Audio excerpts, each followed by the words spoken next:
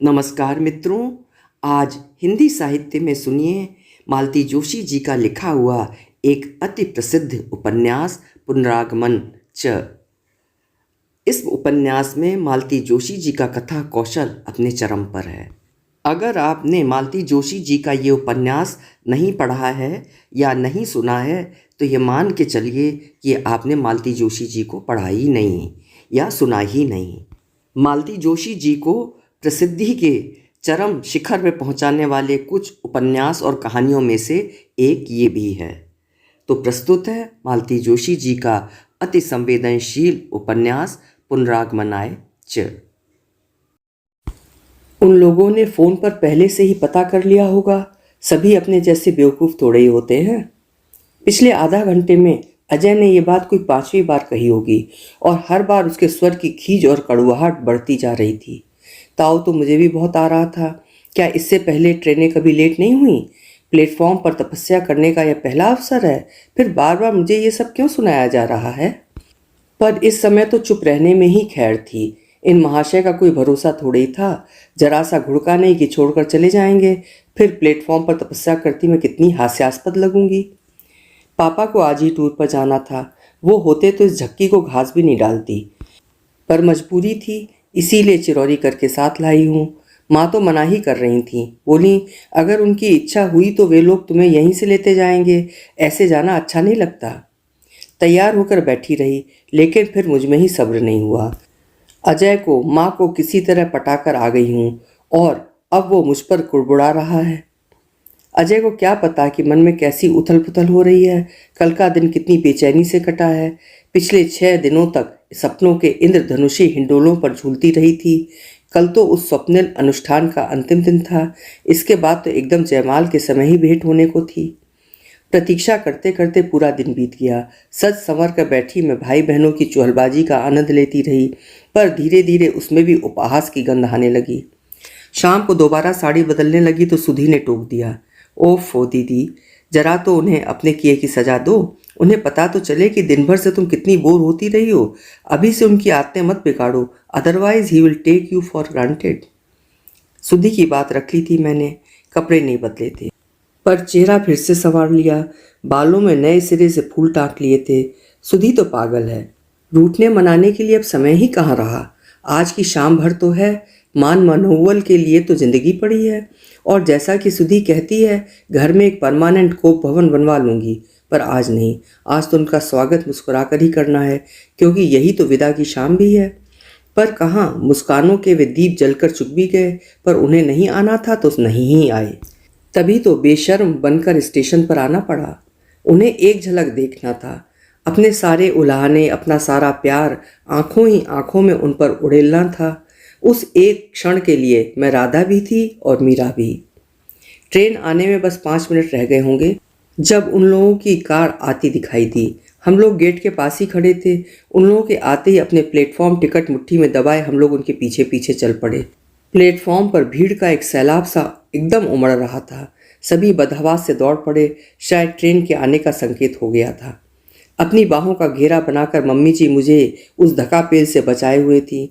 मुझे मालूम था घर जाकर उनकी इस अदा का खूब मजाक उड़ाने वाला है, पर मेरा ध्यान अजय की ओर नहीं था। मेरी आंखें जिन्हें खोज रही थीं वो अपनी एक झलक दिखाकर भीड़ में खो गए।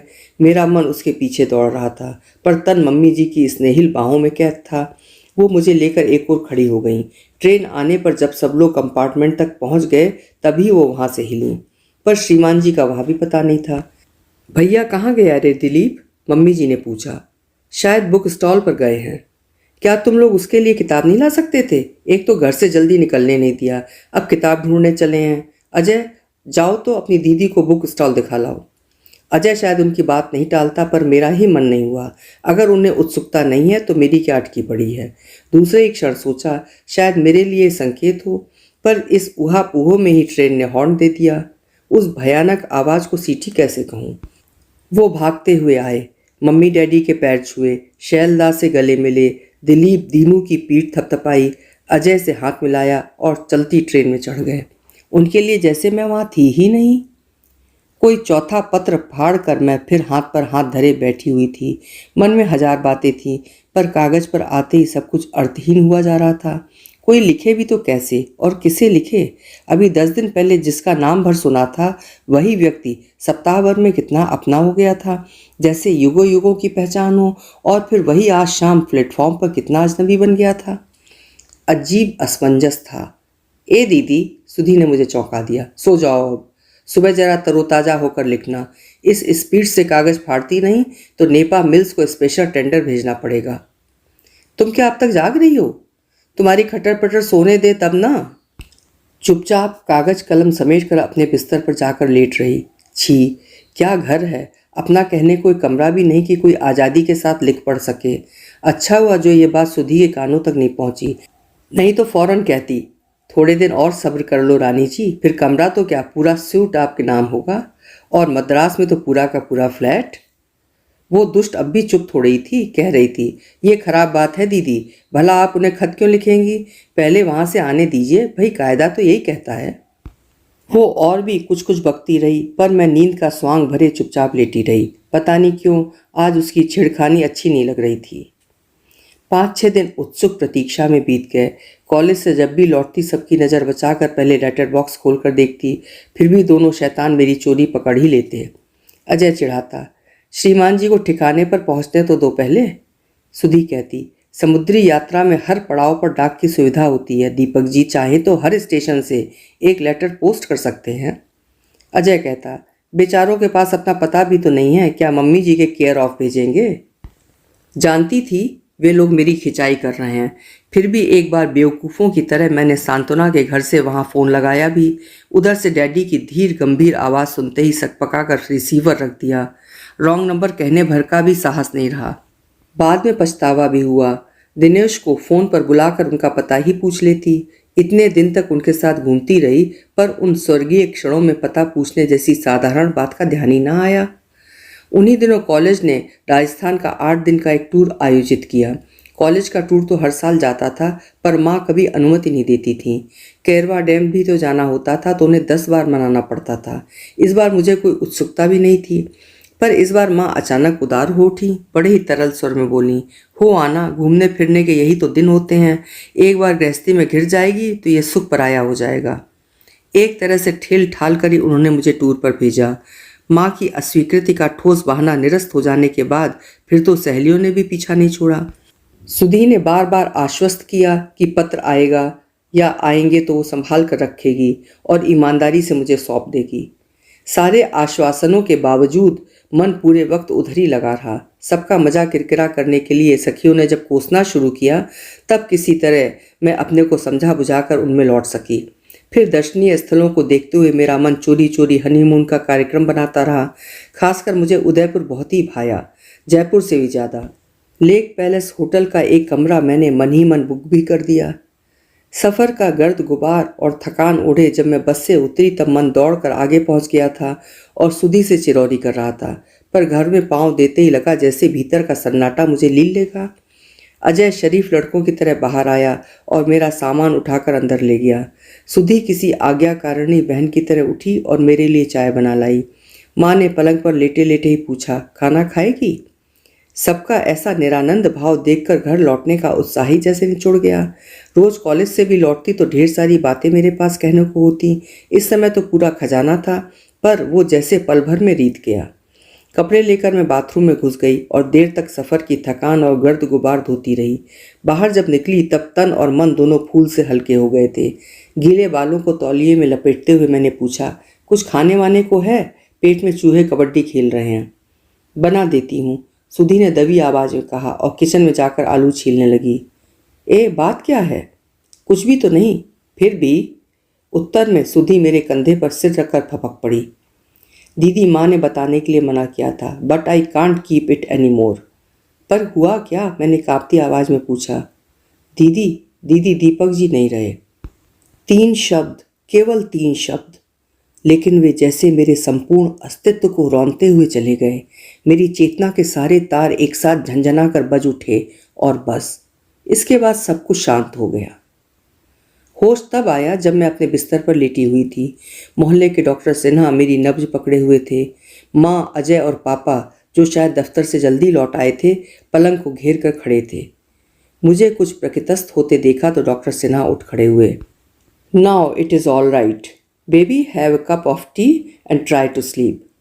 मेरे सिर को प्यार से थपकाते हुए उन्होंने कहा और बाहर चले गए, उनके पीछे पीछे पापा भी। माँ मेरे सिरहाने आकर बैठ गईं और उन्होंने मेरा सिर गोद में ले लिया। अजय जाकर मेरे लिए बॉर्नविटा ले आया और माँ चम्मच से मुझे पिलाने लगी।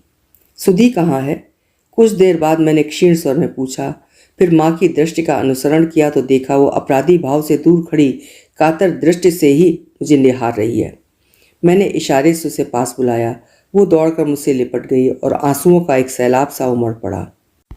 बाद में उसी ने मुझे विस्तार से सब कुछ बताया था। शैलदा किसी इंटरव्यू के लिए मद्रास गए हुए थे। दीपक उन्हें लिवाने स्टेशन पहुंचे थे। स्टेशन से घर को आते समय ही उनकी मोटरसाइकिल एक सिटी बस से टकरा गई। शैलदा तो उछलकर दूर जा गिरे, पर दीपक जी तो एकदम पहियों में आ गए। उनके छिन्न विच्छिन्न देह और घायल शैलदा दूसरे दिन विमान से यहाँ पहुंचे थे। डैडी को तो खबर सुनते ही अटैक हो गया था। अकेले दिलीप ने सारा काम संभाला था। यहाँ इतना सब हो गया और तुमने मुझे खबर तक न की? कहाँ करती? क्यों, कॉलेज के पास हमारा पूरा प्रोग्राम था। तुमने फ़ोन तो किया होता, मैं उड़कर चली आती। और आकर क्या कर लेती? कोई भी क्या कर लेता है, पर जो अपना होता है वो तो दौड़कर आता ही है। हाँ, जो अपने होते हैं वो तो आते ही हैं। लेकिन चुप क्यों हो गई? दीदी तुम अपनों में नहीं थी, बल्कि उस समय तो सबके लिए तुम, बल्कि माँ कह रही थी तुम्हारा यहाँ ना होना ही ठीक रहा। क्यों? वहाँ जो कुछ भी कहा सुना जा रहा था वो तुम सह नहीं पाती। कौन कह रहा था? लोग कह रहे थे। क्या कह रहे थे लोग? हिंदुस्तानी लोग ऐसे मौक़ों पर कैसी बातें करते हैं, पता तो है। सारा दोष तुम्हारे मत्थे मढ़ रहे थे। मतलब मुझे अपशकुनी कह रहे थे? सुधी चुप हो गई। अभी कुछ दिन पहले तक मेरा पैर उस घर के लिए बहुत शुभ था और आज मैं अपशकुनी करार दे दी गई। घटनाओं पर न तब मेरा वश था न आज है, पर नियति का भागी मुझे हर बार बनना पड़ा। जिस दिन मेरा रिश्ता गया था उस दिन डैडी ने एक महत्वपूर्ण मुकदमा जीता था। जिस दिन वे लोग मुझे देखने आए थे दिलीप का पीजी के लिए सिलेक्शन हो गया था। सगाई वाले दिन ही शैलदा का रिजल्ट आया था और वो बैंक में प्रोबेशनरी अफसर बन गए थे। सबका मुंह मीठा कराते हुए डैडी ने कहा था, शैल है तो मेरी बहन का लड़का, पर बचपन से इसी घर में रहकर मेरे बच्चों के साथ ही पला बढ़ा है। एक तरह से घर का ही लड़का है। बहू के भाग्य से आज उसकी भी मेहनत सफल हो गई। ऐसी सुलक्षणी बहू थी मैं, और आज एकदम अपशकुनी हो गई। सुधी ने बताया कि औरतें इतने कठोर शब्दों में मेरी भर्त्सना कर रही थीं कि माँ का कलेजा छलनी हो गया। दोबारा वहाँ जाने की हिम्मत नहीं पड़ी। और फिर ज़रूरत ही क्या थी? रिश्ता जो था अपने आप ही टूट गया था। कितनी आसानी से सबने इस कटु सत्य को स्वीकार कर लिया था। काश मैं भी उतनी आसानी से सब कुछ भूल पाती, मन के कागज को फिर से कोरा कर लेती। दिवाली आई और चली गई। एक दीपक के बुझते ही सारे दीप मेरे लिए अर्थहीन हो उठे थे। हाँ, घर का वातावरण धीरे धीरे सामान्य हो चला था। मिलने जुलने वाले पहले की तरह आने लगे थे। इस दुर्घटना की चर्चा भी अब पहले की तरह फुसफुसा कर नहीं होती थी, बल्कि कुछ लोग तो माँ बाप को बधाई सी देने लगते। चलिए, ईश्वर को यही मंजूर था तो यही सही। आप तो इस बात की खैर मनाइए कि भला बुरा जो भी होना था शादी से पहले ही हो गया, नहीं तो लड़की की ज़िंदगी तबाह हो जाती। जैसे तबाह होने में अब कोई कसर बाकी थी। मुझे उन लोगों की बुद्धि पर तरस आता था। हर बात का बस व्यवहारिक पक्ष ही देखेंगे, भावनाओं का तो इनके लिए जैसे कोई अस्तित्व ही नहीं है। माँ भी तो कभी कभी कैसी अजीब बातें करने लगती। उन दिनों मैंने कॉलेज जाना छोड़ दिया था। दोपहर में पूरे घर में मैं और माँ बस दोनों ही होते, तब माँ से कैसा तो डर लगने सा लगता। एक दिन पूछा, निधि तुम लोग कहाँ कहाँ घूमने जाते थे? हम लोग कहाँ कहाँ नहीं गए थे माँ, सातों आसमान की सैर कराए थे हम लोग। तुम्हें बहुत सारे लोग देखते होंगे ना? शायद। यहाँ होश ही किसे था? ये सब क्यों पूछ रही हो माँ? डर लगता है रे, कल को कहीं बात चले तो इन्हीं बातों का बतंगड़ ना बन जाए। अब शकुन का एक ठप्पा वैसे ही लग चुका है। तुम क्या दोबारा मेरी शादी के लिए सोच रही हो माँ? दोबारा से क्या मतलब? शादी तो पहली बार ही होगी। सच तो है, शादी तो पहली बार ही होगी। और मेरे साथ जो घट गया वो क्या था? केवल एक दुस्वप्न? निधि, माँ एक दिन पास आकर बैठ गई। निधि, एक बात पूछनी थी रे। कौन सी माँ? तुम लोग, मेरा मतलब है तुम और दीपक। और माँ चुप हो गई। पूरी बात कहो ना माँ, मैं और दीपक। मेरा मतलब तुम लोग किस सीमा तक बढ़ गए थे? मैंने माँ की ओर देखा, प्रश्न पूछकर जैसे वो खुद ही संकोच में कर गई थी। उसी समय पोस्टमैन ने आवाज़ दी और वो जैसे जान छुड़ाकर भाग खड़ी हुई। माँ के प्रश्न का क्या उत्तर था मेरे पास? कैसे कहती कि माँ, सीमाएं तो सारी कब की टूट चुकी थीं, वहां तो प्रणय का सार्वभौम साम्राज्य स्थापित हो चुका था। माँ के भयाकुल मन को भली भांति पढ़ सकती थी मैं। हम लोगों के उस स्वच्छंद विचरण का उन्होंने शुरू से विरोध किया था, पर पापा ने उन्हें डपट दिया था। बोले थे, इस तरह मना करना उन लोगों पर अविश्वास करने जैसा होगा। आखिर उसके भी माँ बाप हैं, पर वे लड़के के माँ बाप हैं। उससे क्या फर्क पड़ता है? सगाई के बाद अब तो निधि भी एक तरह से उनकी ही हो गई है। अब जिम्मेदारी सिर्फ हमारी ही नहीं, उनकी भी है। पर माँ का मन फिर भी आशंकित ही रहा था। पहले दिन हमारे साथ सुधी को भेजा गया था, दूसरे दिन उसने साफ मना किया तो किसी तरह अजय को तैयार किया गया, लेकिन पापा ने ही एक अध्यादेश जारी कर उस सारी व्यवस्था को निरस्त कर दिया। बोले, लड़का 2 साल विदेश रहकर आया है, यहाँ भी खुले वातावरण में पला है। तुम्हारी दकियानूसी से विफर गया तो सारे किए कराए पर पानी फिर जाएगा। उस दिन हम लोग अकेले ही गए थे। घूम घाम कर लौटे तो रात के 11 बज रहे थे। तब पापा ने बड़े प्यार से दीपक को समझाया था, देखो बेटे, शहर का माहौल कुछ ठीक नहीं है। तुम लोग देर तक बाहर रहते हो तो निधि की माँ को टेंशन हो जाती है। You know she is very nervous by nature. मुझे लेकर माँ उन दिनों तनाव में जी रही थी। अब इस हादसे के बाद वो फिर तनाव से घिर गई थी। कई काल्पनिक भय उन्हें घेर कर बैठ गए थे। दिन भर वो मेरे इर्द गिर्द मंडराती रहती, कुरेद कुरेद कर ऊट पटांग प्रश्न पूछती रहती। उनकी ममता एक संभाव्य खतरे से आतंकित थी, इसलिए छटपटा रही थी। माँ का ये भय निर्मूल नहीं था। बहुत जल्दी ही इसका पता लग गया और पल भर को जैसे मेरी चेतना ही लुप्त हो गई। फिर बहुत साहस करके मैंने ये कुछ संवाद सुधी की मार्फत माँ तक पहुँचाया। मुझे लगा था कि माँ सुनते ही बेहोश हो जाएंगी या चीख पुकार मचाकर सारा घर सिर पर उठा लेंगी, मुझे कोसेंगी, अपनी किस्मत को रोएंगी और भी जाने क्या क्या। पर ऐसा कुछ नहीं हुआ। घर का वातावरण वैसा ही शांत बना रहा। एक बुलबुला भी नहीं फूटा और मैंने स्वस्थ की सांस ली। इसका अर्थ था माँ ने इस आघात के लिए अपने आप को तैयार कर लिया था। 24 घंटे शांति से निकल गए। दूसरे दिन सुबह माँ ने सहज स्वर में कहा, निधि, सूटकेस तैयार कर लिया? 12:30 की गाड़ी है। कौन सी गाड़ी? पठानकोट एक्सप्रेस। हम लोग नासिक जा रहे हैं, प्रभा मौसी के पास। क्यों? अब इन क्यों का भी कोई जवाब है? माँ ने खींच कर कहा। फिर दूसरे ही क्षण बोली, एक बार प्रभा मौसी को ठीक से दिखा लेते हैं। यदि ऐसा वैसा कुछ हुआ तो वहीं रफा दफा कर देंगे। किसी को कानो कान खबर नहीं होगी। घर के डॉक्टर का यही तो फायदा है। मुझे लगा किसी ने दहकती सलाखों से मेरी कोख दाग दी हो जैसे। माँ, मैंने कांपती आवाज़ में कहा, मुझे कहीं नहीं जाना है। और मैं एकदम पलटकर कमरे से बाहर निकल आई। माँ पहले तो फटी फटी आंखों से मुझे देखती रह गईं, फिर उन्होंने दौड़कर मेरा रास्ता रोक लिया और पूछा, नहीं जाना है मतलब? मतलब क्या होगा? बस नहीं जाना है तो ये कहो ना कि यहीं बैठकर सबके मुंह पर कालिक पोतनी है। ये कहते हुए माँ का चेहरा इतना विकृत हो गया कि पल भर को लगा वो माँ है ही नहीं, दूसरी ही कोई औरत है। पर तुरंत ही उन्होंने अपने आवेश पर काबू पा लिया और पूर्ववत दुर्राते हुए कहा, जिद नहीं करते बेटा, अभी ज़्यादा देर नहीं हुई है, सब आसानी से सुलझ जाएगा। ऐसा ना हो कि एक गलती सारी जिंदगी को नासूर बना दे। मैंने कोई गलती नहीं की है माँ, मैंने तैश में आकर कहा। जो कुछ हुआ उसमें मेरा दोष कितना था? फिर यह किस अपराध की सज़ा मुझे दी जा रही है? दोष तुम्हारा नहीं था बेटे, तुम्हारी उम्र का था। तुमने कोई गलती नहीं की। कसूरवार तो हम लोग हैं जो इतनी छूट दिए रहे। ऋषि मुनियों के मन भी ऐसे में वश में नहीं रहते। फिर तुम लोग तो मेरे बच्चे थे। नहीं माँ, दोष उम्र का नहीं है, एकांत का भी नहीं है। मेरे संस्कार इतने खोखले नहीं हैं।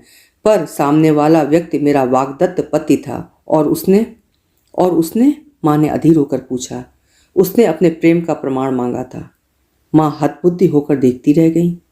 मैंने कोई व्याभिचार नहीं किया है माँ, संपूर्ण मन से अपने देवता के आगे समर्पण किया था। और अब अगर उस प्रणय निवेदन का उत्तर साकार होकर मेरे भीतर उपजा है तो वो भी मुझे स्वीकार है।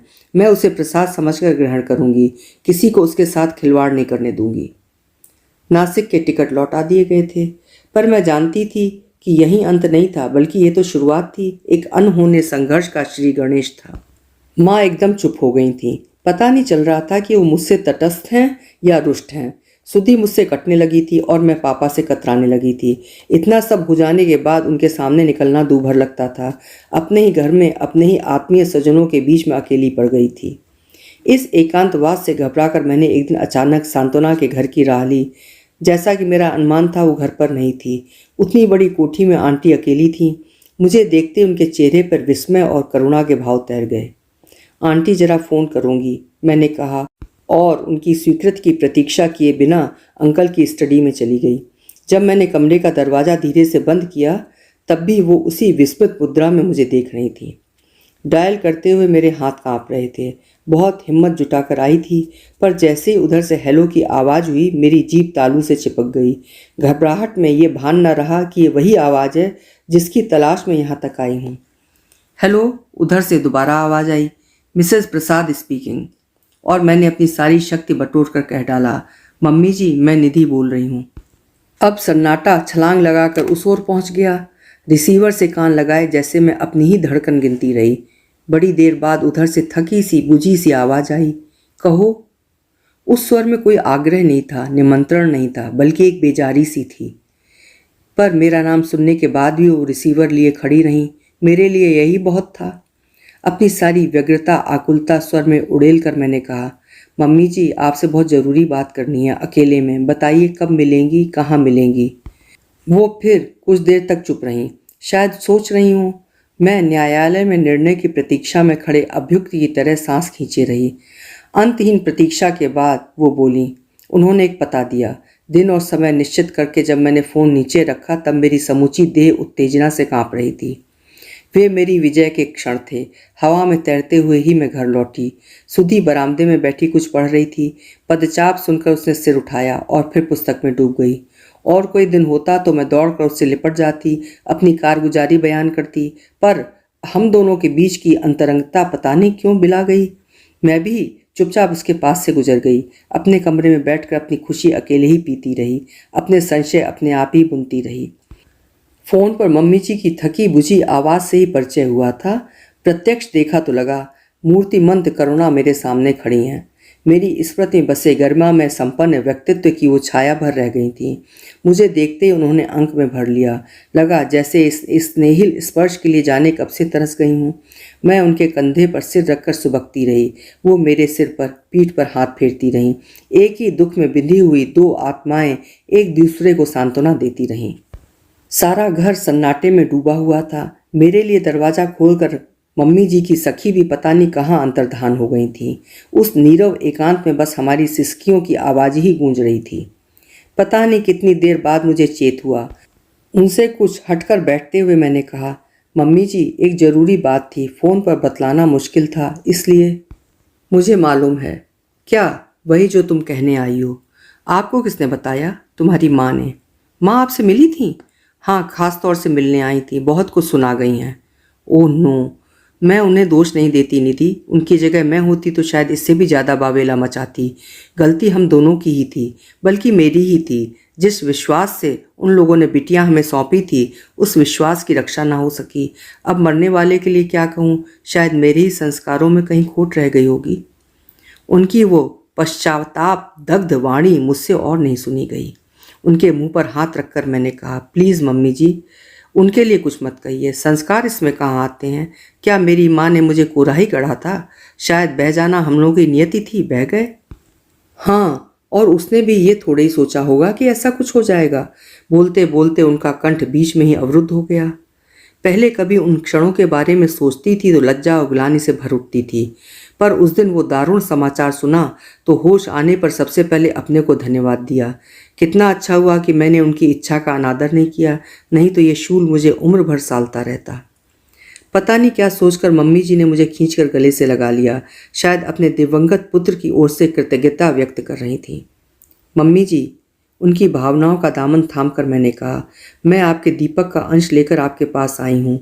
किसी तरह इसे बचा लीजिए। एक बार वो धरती पर आ जाए फिर तो मैं 100 तूफानों का सामना कर लूँगी, लेकिन जब तक कोई मुझे चैन से जीने नहीं देगा, सब उसके पीछे हाथ धोकर पड़े हैं। जिंदगी बहुत बड़ी है बेटे, सिर्फ भावनाओं के सहारे उसे जिया नहीं जा सकता। तुम्हारे माँ बाप ठीक ही कहते हैं। जीने का अवलंब पास में हो तो आदमी कैसे भी जी लेता है। मम्मी जी, बहुत आशा से आपके पास आई थी, पर लगता है मेरा रास्ता मुझे ही खोजना होगा। आप भी उस खेमे में शामिल हो गई हैं। खैर। और मैं एकदम उठकर चल दी। मम्मी जी क्षीण स्वरों में पुकारती रह गईं, पर मैंने पीछे मुड़कर देखा भी नहीं। घोर हताशा लिए ही मैंने घर में प्रवेश किया। दरवाजे में ही सुधी से सामना हो गया। कहाँ गई थी? उसने रूखे स्वर में पूछा। मैंने जवाब नहीं दिया तो वो मेरे पीछे पीछे कमरे में चली आई। सांत्वना के यहाँ तो नहीं थी तुम? मैं देख आई थी। जब मैं वहाँ गई ही नहीं तो होती कैसे? तुम्हारा जाना बेकार था। कम से कम बताकर तो जाया करो। हमें बेवकूफ़ों की तरह इधर उधर दौड़ाया जाता है। मोहल्ले में एक तमाशा सा हो जाता है, उसने कसैले स्वर में कहा। लेकिन जरा सी देर में इतनी भागदौड़ करने की जरूरत ही क्या थी? माँ से पूछो, उन्हें तो जरा सी देर में ही कुएं बावड़ी का शक होने लगता है। मैं एकदम माँ के सामने आकर खड़ी हो गई। इच्छा हुई पूछूं, माँ तुम सचमुच घबरा गई थी क्या? क्या तुम सचमुच मेरे लिए मम्मी जी से लड़कर आई थी? माँ ने एक बार नज़र भर कर मुझे देख लिया और फिर अपने काम में जुट गईं। उनका चेहरा वैसा ही कठोर सपाट बना रहा। मैं नितांत असहाय अकेली बनी उन्हें देखती रही। दीदी कोई आया है, सुधी ने आकर बताया। कौन है? अब आप ही जाकर देख लीजिए ना, उसने बेजारी से कहा तो उठना ही पड़ा। पर्दे की आड़ में झांक कर देखा तो दिलीप थे। कभी दिलीप का नाम लेते ही सुधी के गाल सुर्ख गुलाब हो उठते थे। सगाई के दिन अपने पराए सभी ने पापा से कहा था, अब सुधी के लिए आप और कहाँ भटकेंगे? एक ही मंडप में एक ही घर में दोनों को ब्याह दीजिए। योजना बुरी नहीं थी, पर बाद में दीपक ने एक दिन बताया था कि दिलीप अपनी एक सहपाठिनी से वचनबद्ध है। अभी घर पर बताया नहीं है, ठीक समय की प्रतीक्षा कर रहा है। तब से बात आई गई हो गई थी, उसके बाद तो खैर। दिलीप मेज पर रखी पत्रिकाएं उलट पुलट कर रहे थे। मेरी आहट पाते ही चौंके, खड़े होकर नमस्ते सी की और फिर बैठ गए। एक लंबा मौन हमारे दोनों के बीच पसर गया। बड़ी देर बाद उन्हें स्वर मिला, कैसी हैं? अच्छी हूँ। फिर वही चुप्पी। वो बेमतलब कुर्सी पर आसन बदलते रहे। मैं कालीन का डिज़ाइन देखती रही। उन्होंने ही फिर साहस किया, एक ज़रूरी बात करनी थी। क्या कहीं थोड़ी सी प्राइवेसी मिल सकेगी? मेरा मतलब है। छत पर चलिए, मैंने कहा और एकदम उठकर चल दी। पर्दे से झांकती आंखों का और दीवार से लगे कानों का उनकी तरह से मुझे भी एहसास हो गया था। छत पर एकदम एकांत था। गुनगुनी धूप थी। एक छोटी सी खटिया पड़ी थी जिस पर लेटकर माँ कभी कभी धूप सेक लिया करती थी। उनके लिए वो खटिया बिछाकर मैं मुडेर पर बैठ गई। कहिए, मैंने कहा। पता नहीं क्यों छत पर आते मेरा सारा संकोच तिरोहित हो गया था। अब तो बल्कि दिलीप जी अपने असमंजस से उबरने का प्रयास कर रहे थे। मेरी प्रश्नार्थक दृष्टि की चुभन को वो अधिक देर तक सहन नहीं कर पाए। बेवजह गला साफ करते हुए बोले, समझ में नहीं आ रहा बात कहाँ से शुरू करूँ। आप तो निसंकोच कह डालिए, मैंने आश्वस्त करते हुए कहा। आप तो जानती हैं मैं डॉक्टर हूँ, उन्होंने कहना आरंभ किया। इस तरह के केसेस तो रोज ही देखने सुनने में आते हैं, पर जब अपना कोई इन्वॉल्व होता है। आभारी हूँ कि आपने हमें अपना समझा। मेरी इस बात से वो एकदम अप्रतिभ हो उठे। फिर दूसरे एक क्षण एकदम तनकर बैठ गए। सोच लिया होगा कि इस तरह की ढीली ढाली मुद्रा से अब काम नहीं चलेगा। जैसे मुझे जताते हुए से बोले, देखिए आज यहाँ मैं सिर्फ डॉक्टर की हैसियत से आया हूँ। सुना था आप परेशानी में हैं, इसलिए बताने आया था कि एक दो नर्सिंग होम्स मेरी जानकारी में हैं। वहाँ फीस भी माकूल लगेगी और प्राइवेसी का भी पूरा ध्यान रखा जाएगा। आप लोग पसंद करेंगे तो मैं खुद आपके साथ चला चलूँगा। क्या आप अपनी माँ के दूध बनकर आए हैं? मैंने पूछा। जी नहीं, मैं सिर्फ अपनी जिम्मेदारी पर ही यहाँ आया हूँ। तो फिर मेरी बात सुन लीजिए। ना मैं किसी परेशानी में हूँ, ना मुझे उससे छुटकारा पाने की व्यग्रता है। वो कुछ कहने को हुए तो मैंने इशारे से उन्हें चुप करते हुए कहा, देखिए आप एक डॉक्टर हैं, इसलिए मनुष्य के शरीर को भीतर बाहर से जान लेते हैं, पर उससे भी अंदर होता है एक मन। उसकी था आप लोगों को कभी नहीं मिल सकती। आप नहीं जानते कि औरतें किस्तों में प्यार नहीं करती। अपने को जब भी देती हैं संपूर्ण रूप से देती हैं। मैंने भी केवल तन नहीं दिया, मन भी दिया है। मैंने कोई पाप नहीं किया, व्याभिचार नहीं किया, केवल प्यार किया है। उसके परिणाम को सहने की क्षमता मुझ में है। तुम्हारे स्वर्गवासी भाई का उपहार समझकर ही मैंने इसे स्वीकार किया है। मेरे इस लंबे वाक्य के बाद दिलीप कुछ क्षण चुप रहे, फिर बोले, निधि जी, डायलॉग तो आपने बहुत अच्छे दिए हैं, किसी नाटक या उपन्यास में बहुत अच्छी तरह से फिट हो सकते हैं, पर जिंदगी नाटक या उपन्यास नहीं है, एक कड़वी सच्चाई है। आप जानती हैं, आपकी इस भावुकता को, जिद को सच्चाई का जामा पहनाने के लिए एक निरीह प्राणी की बलि दी जा रही है। किसकी? आपकी? नहीं, इतनी बड़ी बात मुझसे कहने की जरूरत मम्मी नहीं कर सकती। उन्होंने तो वहीं तीर फेंका है जहां वो जानती थी कि बूमरंग की तरह लौट कर नहीं आएगा। मतलब? उन्होंने शैलदास से अनुरोध किया है कि वो आपके होने वाले बच्चे को अपना नाम दें। हाय, मम्मी जी ने मेरे लिए इतनी। आप तो जानती हैं इस हादसे से मम्मी थोड़ा संतुलन खो बैठी हैं। आपकी इस खबर से उनका रहा सहा विवेक भी जाता रहा है। अब तो उन्हें दीपक के बच्चे का मुंह देखने की धुन सवार हो गई है। आप दोनों मिलकर एक गरीब आदमी की जिंदगी तबाह करने पर तुली हुई हैं। तो आप इतना परेशान क्यों हो रहे हैं? शैलदा मना भी तो कर सकते हैं। यही तो मुसीबत है, वो मना नहीं कर सकते। मम्मी के एहसानों से इतना दबे हुए हैं कि कभी उनके सामने सिर उठाकर कुछ कहने का साहस उनमें नहीं है। मम्मी ये बात अच्छी तरह जानती हैं कि एक बार मैं या दिनेश उनकी बात टाल सकते हैं, पर शैलदा ये हिमाकत कभी नहीं करेंगे। फिर उनके मन में ये अपराध बोध भी है कि उस दिन उनकी आंखों के सामने ही मौत झपट्टा मारकर भैया को ले गई और वो कुछ नहीं कर सके। क्या कोई कुछ कर सकता है? ठीक कह रही हैं आप। लेकिन जहाँ सभी लोग तर्क और विवेक को ताक पर धरे बैठे हों, वहाँ बात करना ही व्यर्थ है। उनके घर पर और भी तो लोग होंगे, वे मान जाएंगे। घर पर कौन है? मेरी बुआ भर हैं, 2 बहनें हैं जिनकी शादी होनी है। 40,000 की तुच्छ रकम के सहारे उनके मन को मोड़ने में कोई कठिनाई नहीं हुई।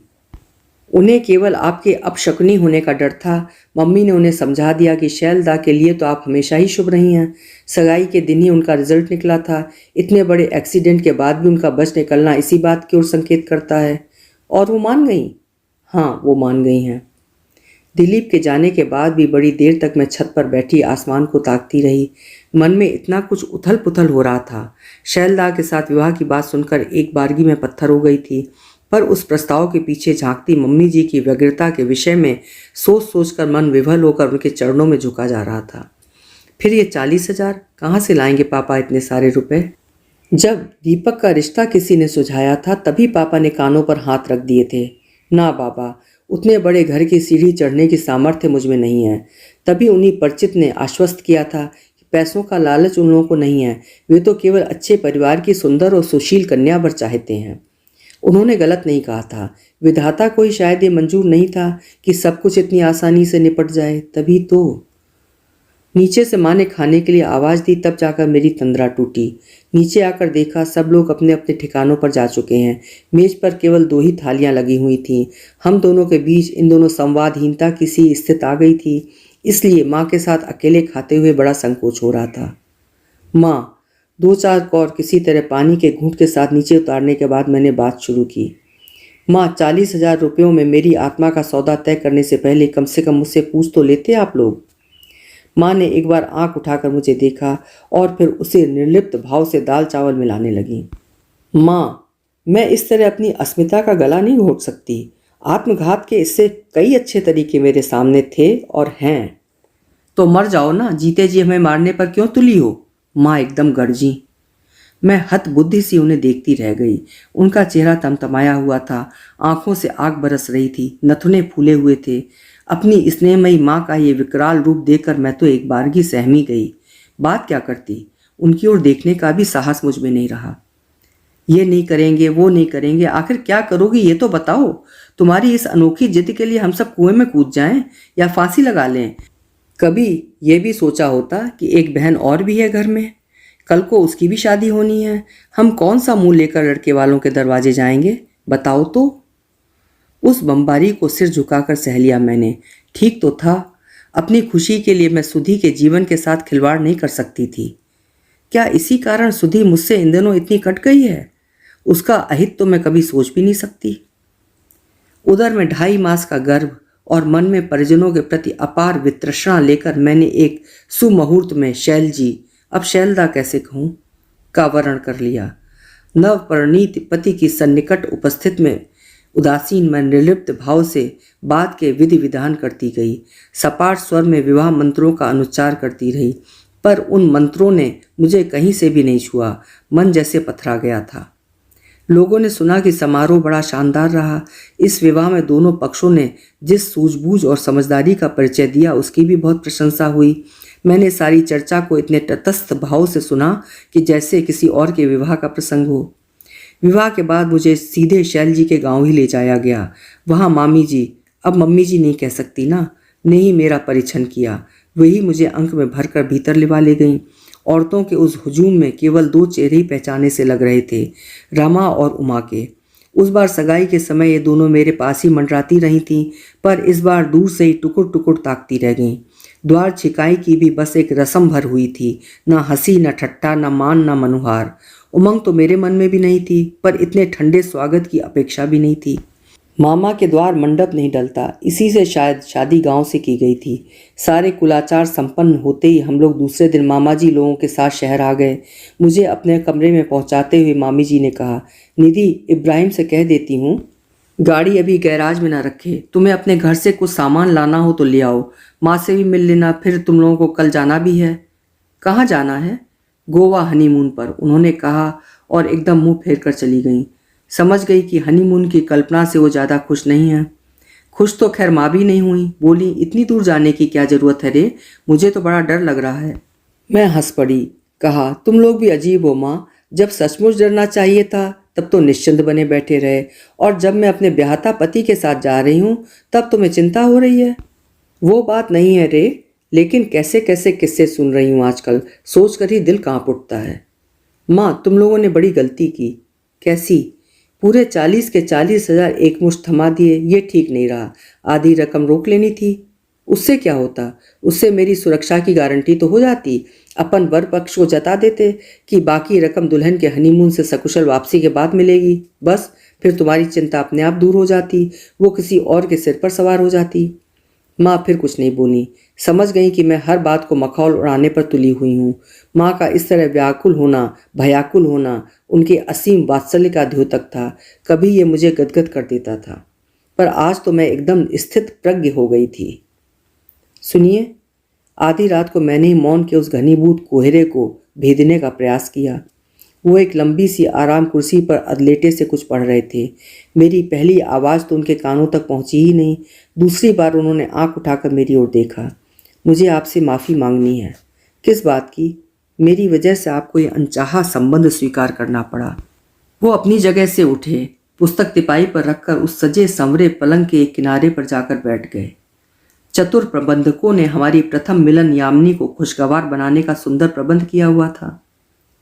निधि, उन्होंने गंभीर स्वर में कहा, बोझ अनचाहा हो सकता है, पर इसे मैंने अपनी वजह से स्वीकार किया है, वो तुम नहीं हो। इसीलिए तुम्हें परेशान होने की जरूरत नहीं है। किसी का कर्ज था मुझ पर, और उससे उभरने के लिए ये संबंध जरूरी हो गया। तुम होती या कोई और, कोई फर्क नहीं पड़ना था। धक से रह गई मैं।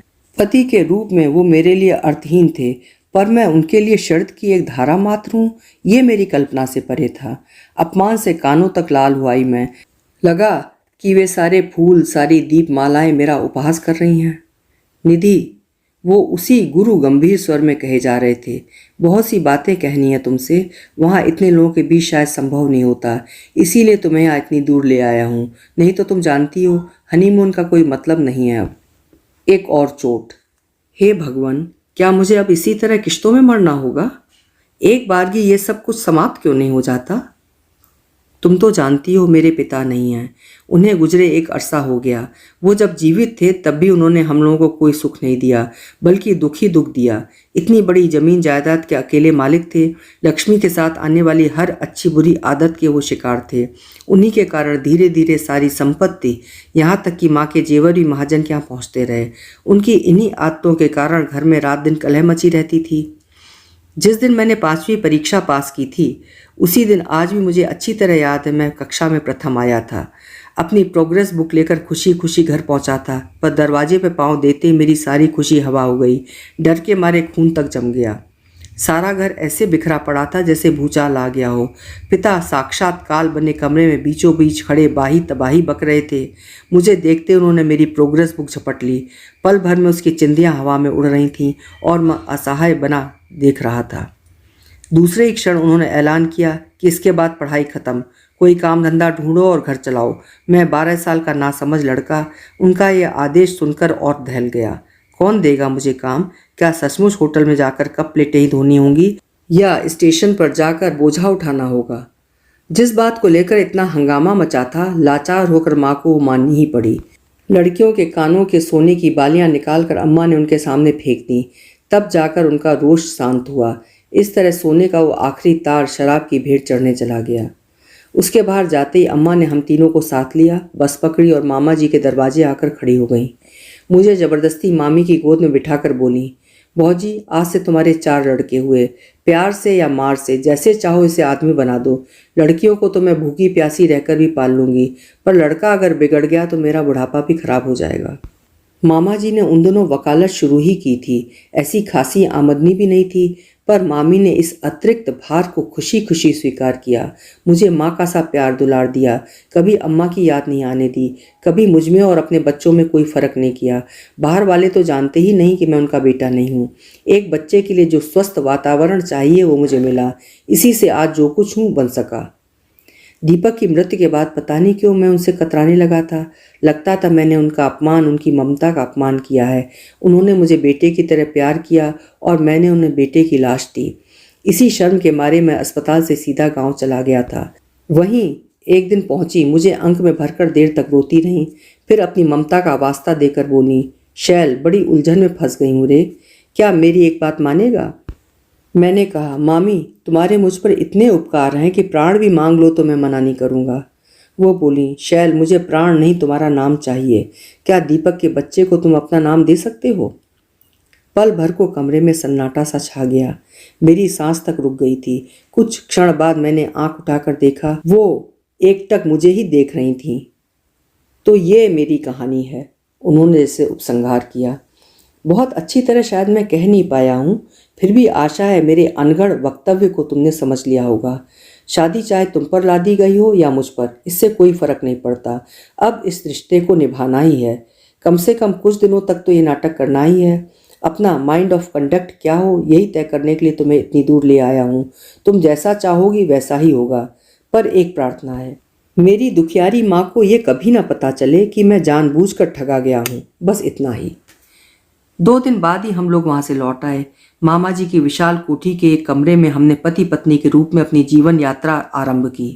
छत पर बना हुआ ये कमरा खास तौर से हमारे लिए सजाया गया था। यह उन 3 कमरों में से था जो मामा जी ने अपने बच्चों के लिए बनवाए थे। हर कमरे के साथ छोटी सी बालकनी और टॉयलेट था। एक कमरा इस समय दिलीप के पास था और दूसरा मेहमानों के लिए था। मामा जी का स्वास्थ्य इन दिनों नाजुक चल रहा था। रात में मामा मामी को अकेला नहीं छोड़ा जा सकता था, इसलिए दीनू उस्ताद नीचे शिफ्ट कर गए थे। घर भर में इस समय सिर्फ दिनेश ही था जिससे मैं खुल सकी थी। बहुत ही प्यारा लड़का था। बहुत जल्दी उसने इस नए रिश्ते को स्वीकार कर लिया था और लोगों से तो मुझे डर सा लगता था। पति देवता तो सौजन्य की प्रतिमूर्ति थे, पर उनकी ये अतिशय सदाशयता कभी करुणा तो कभी तिरस्कार उपजाती थी। इससे तो बल्कि लड़ाई झगड़ा होता रहता तो ठीक रहता। एक थे दिलीप जी, जो हरदम मुझे खूंखार आंखों से घूरते रहते। इस घर में जो मैंने अनाधिकृत प्रवेश पा लिया था, उसे वो माफ़ नहीं कर पाए थे। मामा जी ने तो मुझसे एक बार भी बात नहीं की। उनके लिए घर की निर्जीव वस्तुओं में जैसे एक और की वृद्धि हो गई थी। उनकी ये उपेक्षा बेहद अपमानजनक थी, पर इस कड़वे घूंट को पिए बिना चारा भी नहीं था। हाँ, मामी जी बहुत प्यार करती थीं। लगता था जैसे सबके हिस्से का लाड़ दुलार दे रही हूँ। शुरू शुरू में तो अच्छा भी लगता था, पर बाद में लगने लगा कि प्यार का ये बोझ बहुत भारी है। वो मुझे पल भर भी आंखों की ओट नहीं होने देती थी। एक बार भी उन्होंने मुझे गांव में अम्मा जी के पास जाने नहीं दिया। मुझे कोई खास उत्सुकता भी नहीं थी। दिनेश ने बताया कि वो तो हमारी व्यवस्था नीचे के कमरे में ही करना चाहती थी, पर दिलीप नहीं माने। बोले, यहाँ दिन भर आवक जावक बनी रहती है, पल भर भी उन लोगों को एकांत नसीब नहीं होगा। मुझे एकांत का इतना मोह भी नहीं था, पर कमरे में चुपचाप लेटकर छत की ओर ताकना अच्छा लगता था। मामी जी जब तब ऊपर पहुंच जाती और झिड़क देती। दिन भर इस तरह सोचा नहीं करते, जरा चलती फिरती रहा करो। जब कभी उनका बीपी बढ़ा हुआ होता तब नीचे से आवाज़ दे लेती। उत्तर में जब मैं दंदना कर सीढ़ियाँ उतरने लगती तब फिर डांट पड़ती। ओफो, जरा धीरे, कितनी बार कह चुकी हूँ। ऐसे समय कोई खासकर दिलीप सामने होते तो मैं शर्म से बढ़ जाती। वो अजीब नज़रों से मुझे घूरने लगते, जैसे मेरी फजीहत कर रहे हों। खाने के संबंध में भी उनकी 100 हिदायतें होती थीं। रोज़ मेरे लिए फरमाइशी नाश्ता बनता। कई बार लगता महाराजन पता नहीं क्या सोच रही होगी, पर मामी जी जैसे अपने आपे में नहीं थीं। नई नई शादी हुई थी, रोज़ ही कहीं ना कहीं से निमंत्रण आता। इस गुमसुम से व्यक्ति के इतने सारे दोस्त होंगे मैं सोच भी नहीं सकती थी। दोस्तों के बीच वो जिस तरह खुलते थे वो तो सचमुच देखने की चीज़ थी। मुँह से चाहे जो कहते रहें, लाख मामा मामी के लाड़ प्यार का बखान करें, पर उस घर में उनका व्यक्तित्व कुंठित हो गया था, ये बात तय थी। पर उन्हें इस तरह उन्मुक्त देखने के अवसर बहुत कम आते थे। आधे निमंत्रण तो मामी जी दूर का बहाना करके ही लौटा देती थीं। जाना भी होता तो कार में जाने के लिए मजबूर करती। उनके फरमान के बाद अपील की भी कोई गुंजाइश नहीं थी, और अपील करता भी कौन। इब्राहिम की उपस्थिति में ये कार में बेहद बंधा बंधा महसूस करते। फिर अपने मध्यवर्गीय दोस्तों पर कार का रौब डालना भी इन्हें अच्छा नहीं लगता था। इस दम घोटू माहौल में दिनेश ही मेरा संबल था, साथी था। जब भी समय मिलता हम लोग ताश या लूडो खेलते। वो मुझे पत्रिकाएं लाकर देता, कॉलेज की दोस्तों की गप्पे सुनाता। घर का उदास वातावरण उस पर भी भारी पड़ रहा था, इसीलिए शायद उसकी मुझसे पटरी बैठ गई थी। वो घर पर नहीं होता तो लगता जैसे घर की रौनक ही चली गई है। मन तब बेहद उदास हो जाता। मामी जी की नज़र बचाकर मैं कमरे में आ जाती और कुर्सी पर बैठकर छत का विस्तार देखती रहती। कई बार समय का पता नहीं चलता था। ऐसे में पता नहीं कहाँ से दिलीप जी प्रकट हो जाते और अपने मन की सारी कड़वाहट स्वर में घोल कर कहते, सूर्यास्त तो रोज होता है, कल देख लीजिएगा। इस समय जरा दादा के चाय नाश्ते का इंतजाम कीजिए। उनकी ये बात मन पर चाबुक की तरह पड़ती और मैं तिलमिला उठती। दिनेश दौड़ा दौड़ा कमरे में आया। भाभी जी जल्दी से मिठाई खिलाइए। किस बात की? दादा की प्रिया आ गई है। वाह दीनू जी, तुम्हारे दादा की प्रिया आएगी तो मैं क्या मिठाई बांटूंगी? झोटा पकड़कर कहते कहते रुक गई मैं। ये पता नहीं कब दरवाजे में आकर खड़े हो गए थे। अपनी कही बात याद करके मैं शर्म से लाल हो उठी। मेरा असमंजस भांप कर इन्होंने सहज स्वर में कहा, बहुत पहले नंबर लगा दिया था, आज हाथ में आई है। कहाँ है? मैंने शिष्टाचार निभाया। नीचे खड़ी है। मैंने उत्सुकतावश गैलरी से झांक कर देखा। ग्रे रंग का नया चमचमाता स्कूटर खड़ा था। नज़र हटाई तो देखा ये मुझे ही देख रहे थे। पसंद आई? बड़ा प्यारा कलर है। घूमने चलोगी? चलिए। दरबार में अर्जी देनी ही थी। फौरन जवाब तलब हुआ। कहाँ जाना है? सिनेमा। कौन सा? वही जानी दुश्मन, पासी टॉकीज़ में लगी है। रोज आते जाते पोस्टर देखते होंगे, तभी तो यही नाम जबान पर आ गया। उसमें तो सुनते हैं भूत प्रेत हैं। पड़ोस की मनीषा बता रही थी, तुम और दीनू देख आओ, ये फिल्म निधि के देखने की नहीं है। तो दूसरी देख लेंगे, इन्होंने फुसफुसा कर कहा। या नहीं भी देखेंगे, दीनू ने बात आगे बढ़ाई। यूं ही घूम घाम कर लौट आएंगे। पर मम्मी इन्हें जाने तो दो, स्कूटर के उद्घाटन का सवाल है, मेरी मिठाई मारी जाएगी। उद्घाटन हो तो गया, बैंक से उसी पर तो लौटा है। ओफो मम्मी, तुम कुछ समझती क्यों नहीं? मैं सब समझती हूँ बेटे, पर आज अमावस के दिन नई गाड़ी पर मैं नई नवेली बहू को नहीं जाने दूंगी, समझे? तुम इतनी दकियानूसी कब से हो गई हो? होना पड़ता है कभी कभी। माँ बेटे में ठनती रही। ये कब चुपचाप बाहर चले गए पता ही नहीं चला। मैं गुमसुम बैठी टीवी देखती रही। मूड बेतरह उखड़ गया था। 8 बजे गणेशी खाना लगने की सूचना देने आया तो धीरे से मैंने मना कर दिया। इच्छा ही नहीं हो रही थी। पर मामी जी खुद उठ कर आई। अरे वो तो अब पिक्चर देखकर ही लौटेगा, तुम कब तक बैठी रहोगी? उनकी बात टाल नहीं सकी, पर कौर बार बार गले में अटकता रहा। इनका बुझा बुझा चेहरा याद आता रहा। रात देर तक पढ़ती रही। दृष्टि बार बार घड़ी की ओर उठ जाती। पहले 9:15, फिर 10, फिर 10:30। हर कांटे के साथ मेरी धड़कन बढ़ती जा रही थी। नई गाड़ी है, पता नहीं ठीक से हैंडल कर पाए होंगे कि नहीं। मद्रास वाले एक्सीडेंट के बाद से पाँव में थोड़ा दर्द रहने लगा है। कई बार एकदम जाम हो जाता है, क्या पता। और फिर मामी जी ने अमावस की याद दिला दी। अमावस को भला लोहे की चीज़ खरीदता है कोई? 11 बजे के बाद मुझसे नहीं रहा गया। उठकर दिलीप के कमरे तक गई। कमरे में घुप अंधेरा था। पिछली रात नाइट ड्यूटी थी, इसी से शायद जल्दी सो गए थे। भैया जी? कौन है? उन्नीते स्वर में प्रश्न उभरा। क्या उत्तर दूं समझ में नहीं आया, पर उत्तर की प्रतीक्षा उन्होंने नहीं की। डॉक्टर होने का यही तो फायदा है। बत्ती जलाकर एकदम सामने खड़े हो गए। आप? जी, वो क्या बात हुई कि ये अभी तक लौटे नहीं हैं। कहाँ गए हैं? शायद पिक्चर। शायद? उन्होंने व्यंग से दोहराया। फिर बोले, तो इसमें परेशानी क्या है? अभी तो सिर्फ 11 बजे हैं। वो फर्स्ट शो में गए थे, तो बैठ गए होंगे कहीं। वो क्या है, शाम को ज़रा अपसेट हो गए हैं। और मैंने उन्हें सारा किस्सा सुना दिया। और आप अब इतनी देर बाद मुझे ये सब बता रही हैं? किस बात का इंतज़ार कर रही थीं? उन्होंने कपड़े पहने और खटाखट सीढ़ियाँ उतर गए। थोड़ी देर बाद स्कूटर स्टार्ट होने की आवाज़ आ गई। मैं धम से वहीं उनके दरवाजे पर बैठ गई। सच तो है, इतनी देर तक मैं किस चीज़ का इंतज़ार करती रही। बहुत देर बाद किसी ने कहा, आपके श्रीमान जी को पार्क से पकड़ कर लाया हूँ, जाइए उन्हें खाना खिलाइए। मैं नीचे उतरी तब तक ये खाना खुद ही ले चुके थे। मैं चुपचाप एक कुर्सी खींच कर बैठ गई। दिलीप को नाहक परेशान क्यों किया? क्या उत्तर देती, कैसे कहती कि इतनी देर से मैं आशंकाओं का कितना बड़ा बियाबान झेल चुकी हूँ। भयानक संभावनाओं ने मेरे मन को इस बीच किस बुरी तरह मत डाला है। कह भी देती तो क्या कोई विश्वास करता? स्वयं मुझे भी तो विश्वास नहीं हो रहा। इन्हें 10-15 दिनों की ट्रेनिंग के लिए जयपुर जाना था। बोले, यहाँ अकेले रह लोगी? ना हो तो अपने घर हो आओ कुछ दिन, मैं मामी जी से कह दूंगा। अपने घर? मतलब अपनी माँ के यहाँ। शादी के बाद माँ का घर अपना कहाँ रह जाता है। वो चुप हो गए। मैंने ही फिर कहा, कहीं भी रहूं मुझे कोई फ़र्क नहीं पड़ता, अकेलापन तो मेरी आदत बन चुका है। इसके बाद कहने को कुछ था ही नहीं। पर दूसरे ही दिन मामी जी ने फरमान दागा, दिलीप, निधि को शक्तिनगर छोड़ आना, कुछ दिन अपने भाई बहनों के साथ रह लेगी। दिलीप अस्पताल से लौटकर खाना खा रहे थे। बोले, भूख इतनी जोर की लगी थी कि आते ही खाने बैठ गया। तुम्हें बताना भूल ही गया। क्या? बुआ बीमार है, किशनगंज से आदमी आया था। तो मैं अभी वहीं जा रहा हूँ, सोचता हूँ बुआ की बहू को भी साथ ले जाऊँ। ये वहाँ जाकर क्या करेगी? वही जो आमतौर पर बहुएं सास की बीमारी में करती हैं। और फिर मेरी तरफ मुड़कर बोले, मैं खाना खा रहा हूँ, तब तक आप तैयार हो लीजिए। हाँ, 2-4 दिन रहने की तैयारी से जाइएगा। मामी ने कुछ कहना चाहा पर पता नहीं क्या सोचकर चुप लगा गईं। वैसे भी दिलीप से थोड़ा डरती थीं। मैं नीचे उतरी तब तक वो पोर्च में पहुंच चुके थे। मोटरसाइकिल स्टार्ट करते हुए बोले, बैठिए। तू क्या मोटरसाइकिल पर लेकर जाएगा इसे? मामी जी ने टोका। डोंट वरी मम्मा, कुछ नहीं होता, फिर मैं हूं ना साथ में। मामी जी ने शायद कुछ और भी कहा पर उनकी बात गाड़ी की घरघराहट में डूब गई।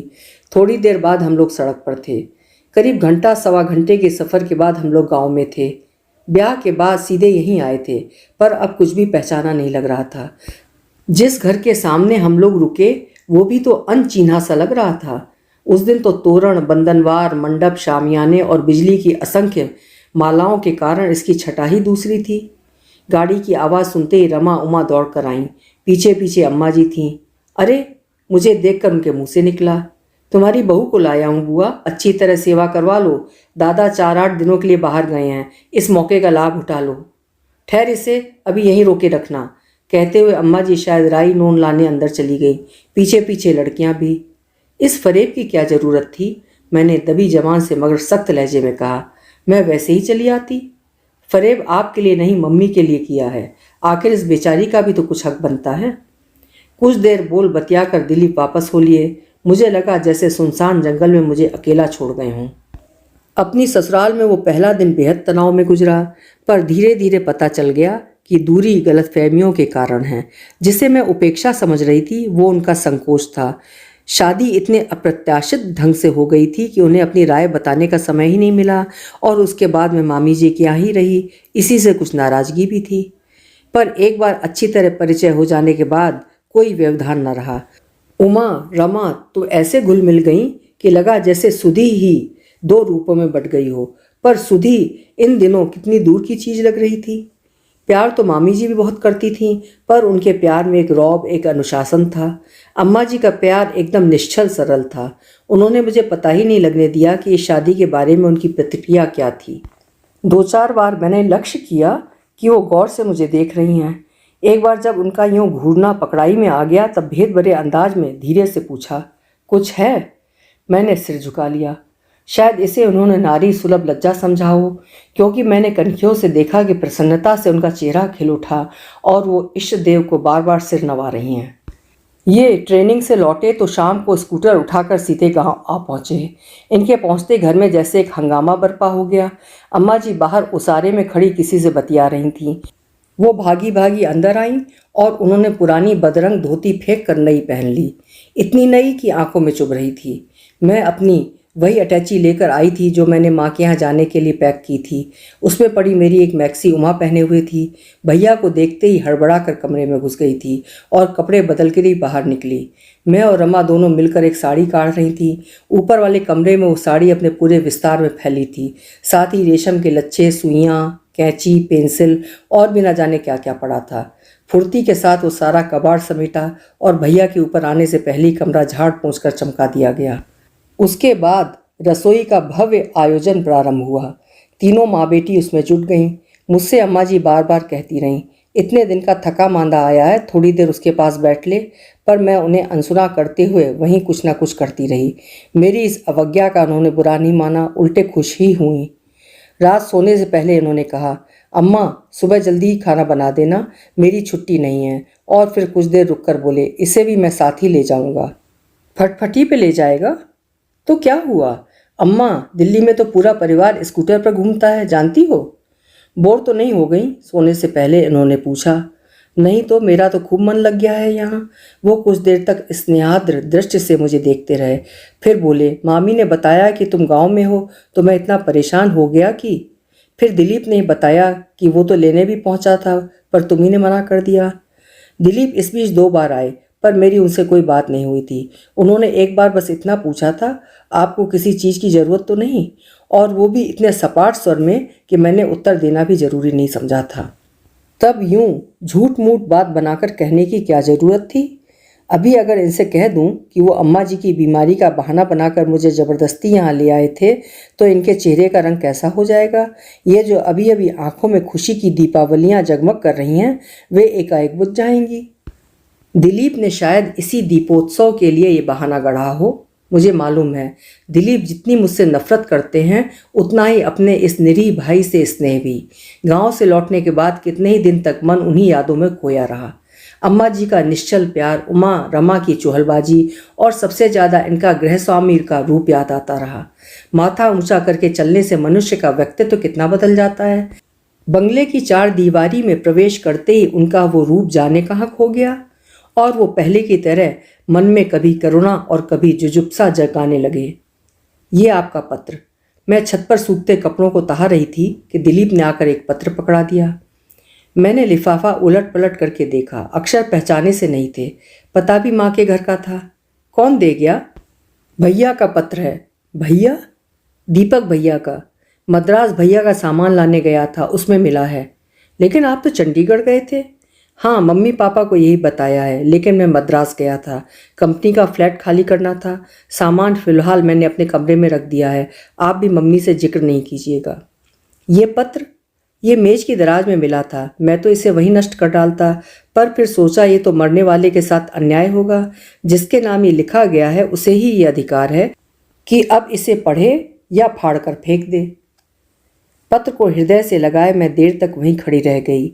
ये वही पत्र था जिसकी मुझे इतनी आतुरता से प्रतीक्षा थी। ये मुझे मिलने वाला मेरे जीवन का पहला और शायद अंतिम प्रेम पत्र था। बेचारे लिख तो गए थे, पर डाक में डालने से पहले ही अनंत में विलीन हो गए। ये तो कहो कि समय पर दीपक जी का विवेक जाग गया, नहीं तो कितना कुछ अनकहा ही रह जाता। पत्र को बार बार चूमती हुई मैं भीतर आ गई। कमरे को अच्छी तरह से बंद करके मैंने कांपते हाथों से लिफाफा खोला। बहुत संक्षिप्त सा पत्र था, अंग्रेजी में। निधि, प्रिय प्रियतमे कुछ भी नहीं, सिर्फ निधि। बहुत दिनों से लिखने की सोच रहा हूँ, आज आखिर निश्चय कर ही डाला। वैसे आते हुए मैं मम्मी को संकेत दे ही आया था, पर तुम्हें बता देना भी अपना कर्तव्य समझता हूँ। 2 साल पश्चिम में रहकर लौटा हूँ। वहाँ का माहौल ही कुछ ऐसा है कि नारी की अनावृत देह मेरे लिए अब अचंभे की वस्तु नहीं रह गई है। पर वहाँ रहते हुए अपने लिए हमेशा मैंने एक भारतीय वधू की कामना की है। ऐसी लड़की जो संकोच और शील की प्रतिमूर्ति हो, लज्जा जिसका आभूषण हो। तुम्हें देखकर लगा था कि मेरा सपना साकार हो गया है, पर तुमने जिस सहजता से अपने आप को मुझे सौंप दिया था, उससे लगा कि भारत भी अब बहुत प्रगतिशील हो गया है, या कि हो सकता है कि तुम्हारे संस्कारों में कहीं खोट हो। बहरहाल ये विवाह मेरे लिए असंभव है, क्योंकि यह बात बार बार मेरे मन में आती रहेगी, क्या सचमुच मैं ही पहला पति था। तुम सुंदर हो, स्मार्ट हो, दूसरा पति ढूंढने में तुम्हें ज़्यादा दिक्कत नहीं होगी, ऐसी आशा है। क्षमा। एक एक अक्षर जहर की बूंद सा मन में रिश्ता चला गया और मेरा सारा अस्तित्व पके फोड़े सा टीस उठा। लगा कि मैं अंधकार के सागर में डुबकियां खा रही हूँ। दम घुटा जा रहा है और मृत्यु के पल नजदीक आते जा रहे हैं। लगा कि कोई घन मार मार कर मेरी गुड़ी मुड़ी संवेदना को समतल करने की चेष्टा कर रहा है। लगा कि किसी ने मुझे ऊंचे पर्वत से ढकेल दिया है और अब आवाज़ लगा रहा है, निधि निधि निधि। क्रमशः वो आवाज़ तेज होती चली गई। घन की चोट भी अब दोहरे जोर से पड़ रही थी। मैं लगभग संज्ञा शून्य होकर सारे अत्याचार झेल रही थी कि एकाएक मेरी चेतना लौटी। कोई जोर जोर से दरवाज़ा पीट रहा था और घबराई सी आवाज़ में मुझे पुकार रहा था। मैंने उठकर दरवाज़ा खोल दिया। ये बदहवास से दरवाजे में खड़े थे। क्या करने लग गई थी तुम? मेरा तो कलेजा मुँह को आ गया था। मैंने उनके पसीना पसीना होते चेहरे को अपलक देखते हुए सपाट स्वर में कहा, सो गई थी। वो कागज़ का टुकड़ा मेरी उम्र भर की नींद उड़ाकर ले गया। मैं मरने वाले को कोस रही थी। जब इतनी दिलेरी से पत्र लिख दिया था तो पोस्ट करने में कोताही क्यों कर दी? समय रहते मुझे मिल जाता, तब इस पाप के भार से मुझे मुक्ति तो मिल जाती। प्रणय का प्रतीक, प्रेम का अंकुर। मैंने 100 नामों से अपनी भूल को संवारा था। माता पिता का भी लिहाज नहीं किया था। वे सारे भावुक संबोधन, उदात्त विशेषण आज किन्हीं दुर्बल क्षणों की पहचान भर रह गए हैं। ये तुमने क्या किया दिलीप? मुझसे एक ऐसा प्रतिशोध लिया। माना कि तुम मेरा तिरस्कार करते हो, पर अपने भाई से तो तुम प्यार करते थे ना? फिर उसकी प्रतिमा को यूं खंड खंड क्यों होने दिया? कागज का वो टुकड़ा दीपक की स्मृतियों की धज्जियां उड़ा गया है। साथ ही मुझे भी अपनी नज़र में कितना छोटा कर गया। जब मैं नारी सुलभ लज्जा और जन्मगत संस्कारों को तिलांजलि देकर अपने देवता को समर्पित हो रही थी, वो इसे मात्र काम कौतुक समझ रहे थे। इस शर्म को लेकर कहाँ जाऊं मैं? इस दंश को कैसे झेल पाऊंगी मैं उन अमूल्य क्षणों की धरोहर उदर में समेटे बड़े गर्व से जी रही थी। पल भर में सब कुछ समाप्त हो गया। अब इस अनचाहे बोझ से छटपटा रही हूँ। क्या इससे मुक्ति का कोई उपाय नहीं है? केवल मेरी ही बात होती तब भी ठीक था। इस प्रसंग में एक और निरीह प्राणी शहीद हो रहा है। उसकी हत्या का पाप किसके सिर होगा? करवट बदलकर मैंने देखा, वे मुझे ही निहार रहे थे। नींद नहीं आई? दोनों ने लगभग एक साथ पूछा और फीकी सी हंसी हंस दिए। दरअसल जरा सोच में पड़ गया था, इन्होंने कहा। कोई खास बात? मैंने शिष्टाचार बरता। वो तकिए को पलंग की पीठ से टिकाकर उठंग होकर बैठ गए। बोले, रमा की ससुराल से पत्र आया है, मुझे मुरादाबाद बुलाया है। किस लिए? वे लोग शायद दहेज की शर्तों को रिवाइज करना चाहते हैं। लेकिन ये बातें तो सगाई के समय ही तय हो जाती हैं ना। इसीलिए तो मैंने रिवाइज शब्द का प्रयोग किया है। सगाई जब हुई थी तब परिस्थिति दूसरी थी। मेरी ये बैंक वाली नौकरी नहीं थी और मेरी शादी भी नहीं हुई थी। उससे क्या फ़र्क पड़ता है? बहुत पड़ता है। उन्हें तो लग रहा है कि सौदा बहुत सस्ते में तय हो गया है। तो अब क्या विचार है? कल जा रहा हूँ। 19-20 का फ़र्क होगा तो मान लूँगा। बहुत ज़्यादा मुंह फाड़ेंगे तो सारा किस्सा ख़त्म करके चला आऊँगा। लगी लगाई सगाई तोड़ देंगे? मैंने सिहर कर पूछा। मेरे अपने घाव अभी ताज़ा ही थे। तो क्या करने को कहती हो? मैं चुप हो रही। तुमने जवाब नहीं दिया। किस बात का? वहाँ मेरी लाइन ऑफ एक्शन क्या होनी चाहिए? क्या उनकी हर बात मान लूँ? अगर एका खेत बेचना पड़े तो तुम्हें ऐतराज़ तो ना होगा? ये तो अम्मा जी से पूछिए, मैं क्या कहूँ। अम्मा से तो खैर पूछना ही है, पर तुम भी तो मेरी पत्नी हो, तुम्हारा भी तो कुछ हक बनता है। रिश्ता लाख अनचाहा हो, इससे तुम्हारे अधिकारों में तो कोई फ़र्क नहीं पड़ता। अधिकार? इस घर में मेरा कोई अधिकार होगा ये मैंने कब सोचा था? मैं तो स्वप्नाविष्ट सी जी रही थी और आज वो सपना भी चूर चूर हो गया। उसकी किरचें मेरे मन मस्तिष्क को छलनी कर गई थीं। सारी शाम उस टीस को, उस दर्द को मन ही मन पिया था मैंने। वो सारा संचित रोष अब एकाएक सतह पर आकर मुझे मथने लगा। पत्नी हूँ ये तो सुन लिया, मैंने कसैले स्वर में कहा, पर पत्नी को लेकर दूसरे के दरवाजे कब तक पड़े रहेंगे ये तो बताइए। वो चकित से मुझे देखते रह गए, फिर धीरे से बोले, कहाँ रहना चाहती हो? जिन लोगों के पास मामा जी की तरह इतनी बड़ी कोठी नहीं होती, उन लोगों की बीबियाँ कहाँ रहती हैं? वे घर में रहती हैं। 2 या 3 कमरों का छोटा सा घर होता है, वो बंगला नहीं होता। यहाँ भी तो एक कमरे में गुजारा कर रही हूँ, और वो भी मेरा कितना अपना है। निधि, वो एकाएक गंभीर हो उठे। तुमसे किसी ने कुछ कहा है? क्या कहने तक इंतज़ार करेंगे? नहीं, पर मैं ये जानना चाहता था कि आप तो बस इतना जान लीजिए कि इस घर में अब मेरा रहना नहीं हो सकता, बस। उसके बाद वो सो नहीं सके, बराबर करवटें बदलते रहे। सुबह नीचे जाने से पहले अनुनय भरे स्वर में बोले, मेरे लौटने तक सब्र कर सकोगी निधि? मैं आते ही कोई इंतजाम कर लूँगा, पर तब तक ना हो तो कुछ दिन अपनी माँ के यहाँ चली जाओ। मेरा रात वाला जोश समाप्त हो चुका था। माँ के यहाँ जाने का भी कोई खास उत्साह नहीं था। मैंने बड़प्पन जताते हुए कहा, यह सब बाद में देखा जाएगा। अभी तो आप निश्चिंत मन से मुरादाबाद हुआइए। मुझे लेकर कोई टेंशन पालने की ज़रूरत नहीं है। मेरे आश्वासन के बावजूद वो निश्चिंत नहीं हो पाए। सारी सुबह मेरे ही आसपास मंडराते रहे। ऑटो में सामान रखवाने के बाद भी वो एक बार ऊपर कमरे में आए। लगा कि वो कुछ कहना चाहते हैं, पर वो कह नहीं पाए। ना ही मैंने पूछना जरूरी समझा। मुरादाबाद से लौटे तो जैसे सब कुछ तय ही कर चुके थे। आते ही सूचना दी, मामी जी 5 जून तारीख तय हुई है, अब एकदम तैयारी में जुट जाना होगा। इतनी गर्मी में क्या दिवाली तक रुक नहीं सकते थे? तारीख तय करने का अधिकार तो उन्हीं का था, मुझे तो सिर्फ मुहर भर लगानी थी। 4 महीने बाद फिर एक 4 मीटर लंबा मांग पत्र पेश कर देते तो जितनी जल्दी निपट जाए अच्छा है। मुझे तो 25 मई से पहले छुट्टी मिल नहीं सकती।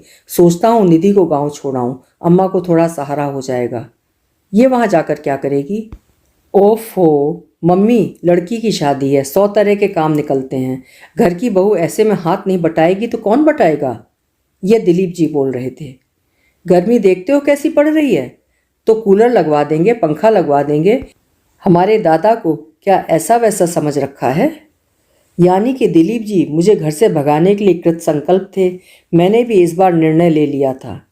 चलने की तैयारी शुरू हो गई तो इनसे कह दिया, इस बार स्कूटर से जाना नहीं हो सकेगा, मेरा सारा सामान साथ जाएगा।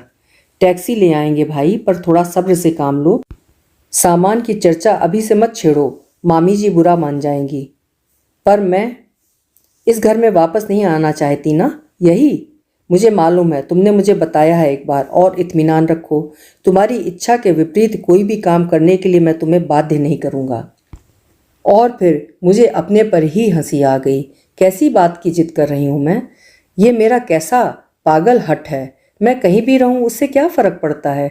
जिस शर्मनाक झूठ को मैं अपने में समेटे जी रही हूँ वो तो हर जगह मेरे साथ ही रहेगा। उससे मुक्ति कहाँ? सच तो ये है कि पिछले दिनों जैसे मैं सपने में जी रही थी, अपनी मानसिक उलझनों से घिरी हुई, मैं भूल गई थी कि मेरा शरीर भी इन दिनों संक्रमण से गुजर रहा है। इतने दिनों तक मैं इस कड़वे सच को अनदेखा करती रही, पर अब यह संभव नहीं था। यह सच कितना भयानक रूप धारण किए मेरे सामने मुंह बाए खड़ा था। रमा की शादी में घर मेहमानों से खचाखच भर गया था। गांव जवार की औरतें भी अम्मा जी का हाथ बटाने या सुबह शाम गीत गाने के लिए जुड़ जाती। मैं उन सबके लिए आकर्षण का केंद्र थी, कौतूहल का विषय थी। लाख चाहने पर भी उनकी घाघ नज़रों से अपने को बचा नहीं पाती थी। कोई कहती, आजकल तो बस शादी हुई नहीं कि पेट निकल आता है। अरे तो इसमें अचरज क्या है? दूसरी कहती, अब कोई लड़कियां ब्याही जाती हैं, पूरी औरत होती हैं, आधी उम्र तो माँ बाप के घर ही बिता कर आती हैं। तीसरी ताना कसती, फिर भी बहू बेटियों का यूं सीना तान कर चलना अच्छा लगता है भला? आजकल का तो चलन ही निराला है। हमारे तो 4 हो गए थे, फिर भी ऐसी दबी ढकी रहती कि 9 महीने तक पड़ोस में भी पता नहीं लगता। उस खुसर फुसर से मेरा जी घबराने लगता। अम्मा जी के सामने मेरा मुंह नहीं खुलता था, और उनसे कहती भी तो क्या।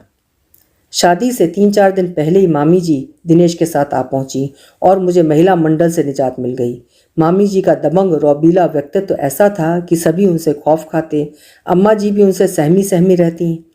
बेचारी अम्मा जी, उन्हें तो आते ही फटकार सुननी पड़ी थी। कृष्णा, बहू को बड़े मज़े से बुला तो लिया, पर उसका ठीक से इंतजाम तो किया होता।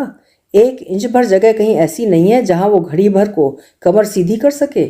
घर भट्टी सा तप रहा है, सो अलग। कहकर ही वो चुप नहीं हुई। उन्होंने खड़े खड़े छत वाले कमरे में सीलिंग फैन लगवाया, खिड़कियों में खस के पर्दे टांगे गए। पूरे घर में यही एक कमरा ढंग का था। उस पर अब मामी जी का दखल हो गया। मेरे लिए भी जैसे नज़र कैद हो गई थी। उनकी इजाज़त के बिना नीचे पाँव देना मुहाल था। मामी जी की उस साधिकार चौकसी ने उमा रमा को फिर से मुझे दूर छिटका दिया। बड़ी मुश्किल से मैंने एक स्नेह का ताना बाना बुना था, वो तार तार हो गया। रमा तो खैर अपने सपनों में खोई हुई थी, फालतू बातों के लिए उसके पास समय नहीं था। पर उमा स्वयं को बहुत अपमानित, उपेक्षित सा महसूस कर रही थी। उसका गुस्सा बात बात पर झलकता था। कल ही अपनी सखी से कह रही थी, शादी ब्याह तो बराबरी वालों से ही अच्छे लगते हैं, ये बड़े घर की बेटियां आकर अपने को और छोटा बना देती हैं। रमा की शादी धूमधाम से संपन्न हो गई। अपनी ओर से हम लोगों ने अच्छा प्रबंध किया ही था, पर यह मानना होगा कि बाराती भी सज्जन थे। एक बार जो मांगना था सो उन्होंने मांग लिया, पर फिर बाद में कोई टंटा बखेड़ा नहीं किया। हम लोग जितना डर रहे थे उसकी तुलना में विवाह अत्यंत शांतिपूर्वक संपन्न हो गया। दूसरे दिन जब सब लोग अपनी थकान मिटा रहे थे, मामा जी अम्मा जी के पास आकर बोले, कृष्णा बहुत बहुत बधाई, सब काम शांति से निपट गया, अब हमें भी इजाज़त दो। तुम्हें तो रुकने के लिए नहीं कह सकती मैं, यहाँ दिलीप भी नहीं है, तुम्हारे सोने बैठने का ढंग का इंतजाम भी नहीं हो पाता, पर भौजी तो अभी रहेंगी ना। नहीं, मैं भी अब चलूँगी। घर को और तुम्हारे भैया को ज़्यादा दिन तक नौकरों के भरोसे नहीं छोड़ा जा सकता। दिलीप का कोई ठिकाना है, दिन भर बाहर रहता है। अम्मा जी ने मुझे डलिया में पूरी मिठाई सजाने की आज्ञा दी और खुद जाकर बेटे को जगा लाईं। इन्हें देखते ही मामी जी ने कहा, शैल, मैं निधि को अपने साथ लिए जा रही हूँ, तुम तो अभी कुछ दिन रहोगे ना। अपना नाम सुनते ही मैंने चौंक कर सिर उठाया। सभी की आंखें मेरी ओर लगी हुई थीं। अम्मा जी की आंखों में एक विवशता का भाव था, पर उमा की आंखें तो जैसे जल रही थीं।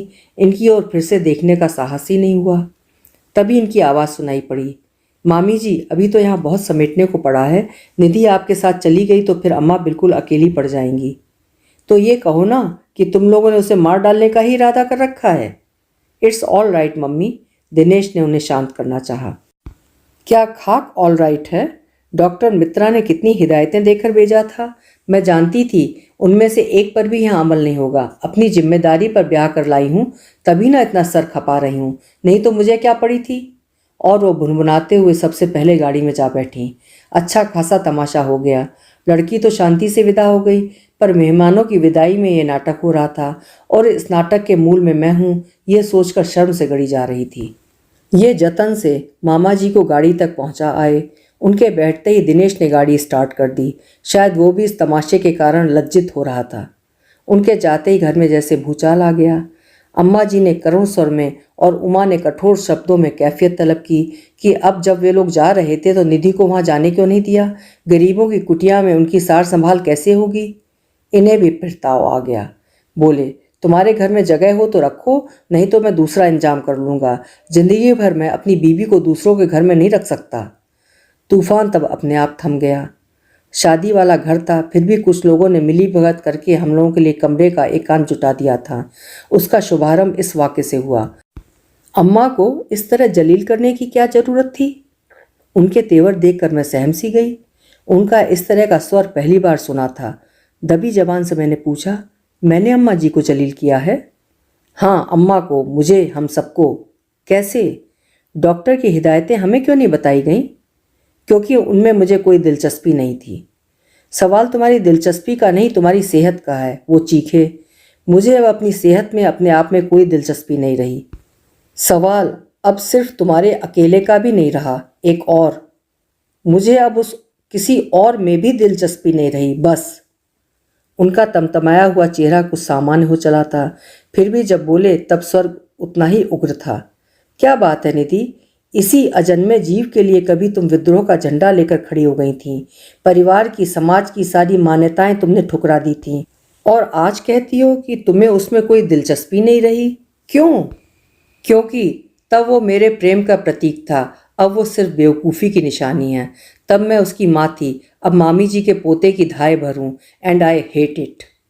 पल भर को सकते में आकर मुझे घूरते रह गए। मैंने दोनों हथेलियों में अपना मुंह छिपा लिया। वो धीरे से मेरे पास आकर बैठ गए और अपने हमेशा मृदु अंदाज में बोले, निधि, मैंने तुम्हें तुम्हारे संपूर्ण इतिहास के साथ स्वीकार किया है। अब ऐसी कोई बात नहीं है जिसके लिए तुम्हें मुझसे मुंह चुराना पड़े। ओह, आप नहीं जानते। मैं क्या नहीं जानता? उस स्वर में पता नहीं कैसी ममता थी कि अपने पर मेरा वश ही न रहा।